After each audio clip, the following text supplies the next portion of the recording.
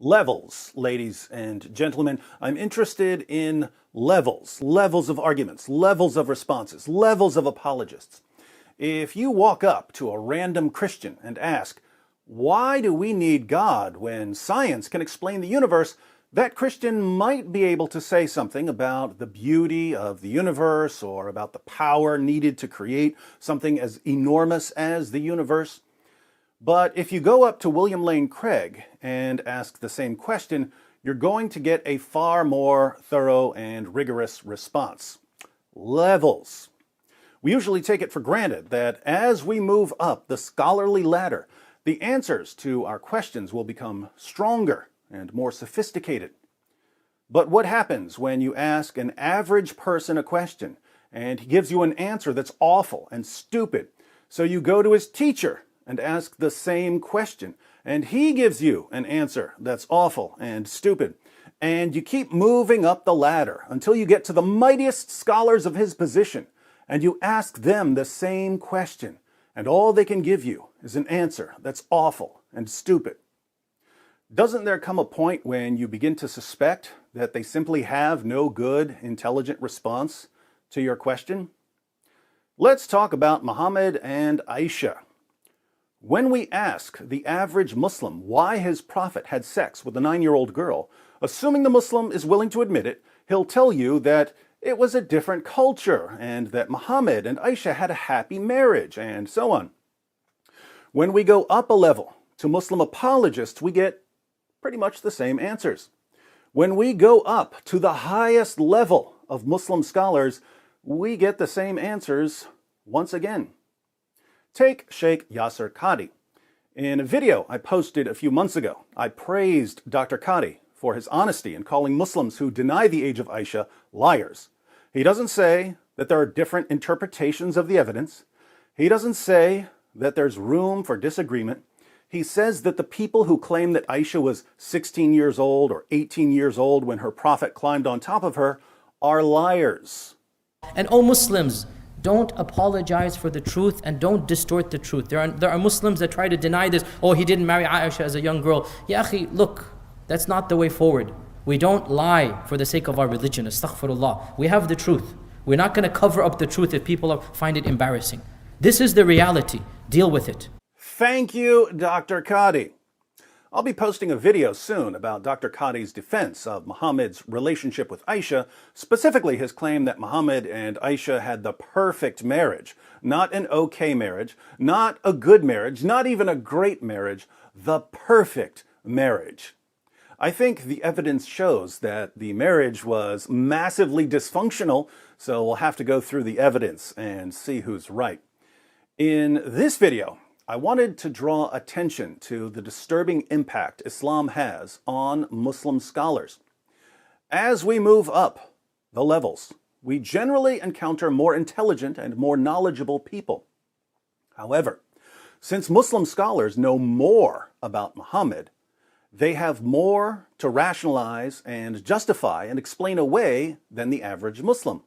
But since the answers don't get much better as we move up the levels, Muslim scholars are forced to adopt absurd and even horrifying positions as they strive to defend their prophet. They make claims such that if these claims weren't being used to defend Muhammad, the scholars would immediately recognize how absurd and horrifying they are. But since the claims are being used to defend Muhammad, they just can't see the problem. That's where we come in. We're going to point out the problems here. Sheikh Yasir Qadhi was asked about Muhammad's relationship with Aisha. Again, I'll have much more to say about this in a separate video, but listen carefully to his initial reaction. Non-Muslims often ask about the marriage of Aisha radiallahu ta'ala to the Prophet Muhammad, peace be upon him, at the age of 9. Can you give some light to this? I find it amusing that people who wish to defend women's rights make this such a big issue when Aisha herself didn't make it a big issue. She didn't seem to mind. In fact, she was very proud of it till the day she died.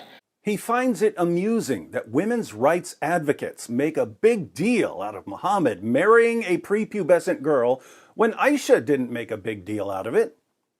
Muslims will listen to this response and nod their heads in agreement. Excellent point, Dr. Qadhi. Aisha didn't complain about Muhammad having sex with her when she was 9 years old, so it's amusing, it's hilarious that other people would complain about it. What's the principle Dr. Qadhi is using here?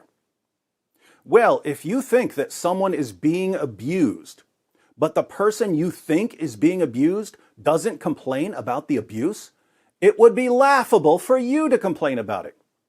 That's what Sheikh Yasir Qadhi is saying, right? But let's think about this. I grew up in a West Virginia trailer park.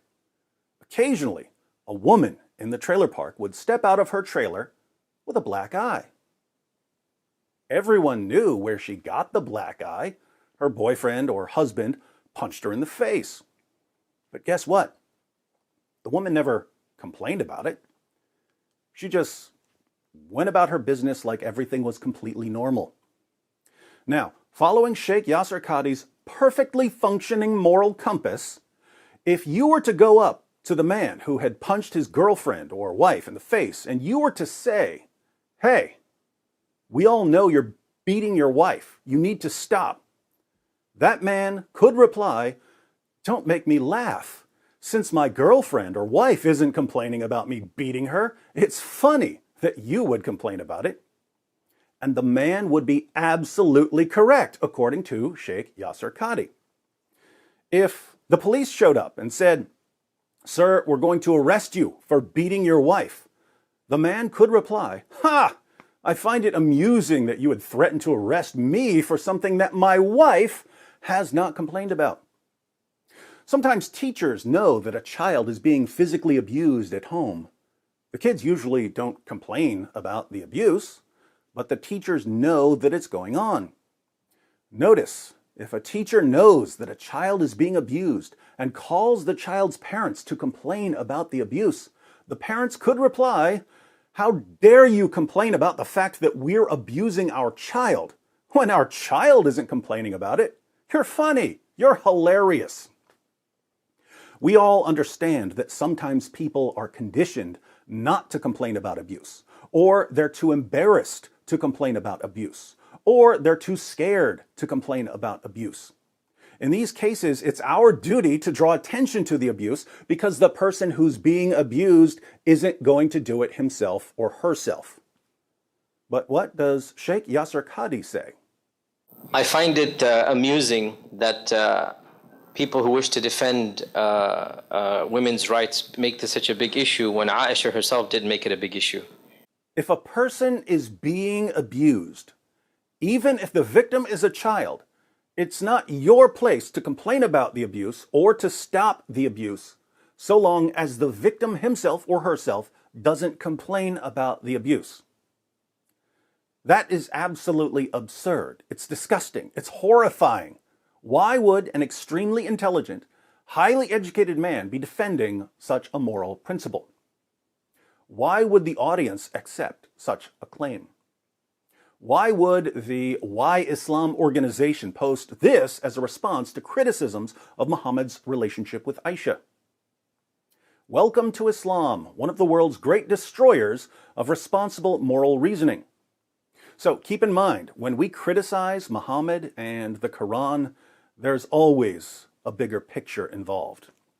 We criticize Muhammad for having sex with a 9-year-old girl and for marrying the wife of his own adopted son and for allowing his followers to hire prostitutes. We criticize the Quran for promoting wife-beating and terrorism and the rape of female captives. But the issue isn't simply the immoral and perverted and violent teachings of Muhammad and the Quran. It's also the impact these teachings have on people's ability to think clearly about morality. Islam corrupts moral reasoning. It twists and distorts our God-given faculty for distinguishing good from bad, right from wrong. It defends those who abuse women and children and abuses those who defend women and children. It wages a relentless war against the image of God in which men and women are created. That's why we expose it. That's why we refute it. That's why we mock it. And that's why we will never, ever stop.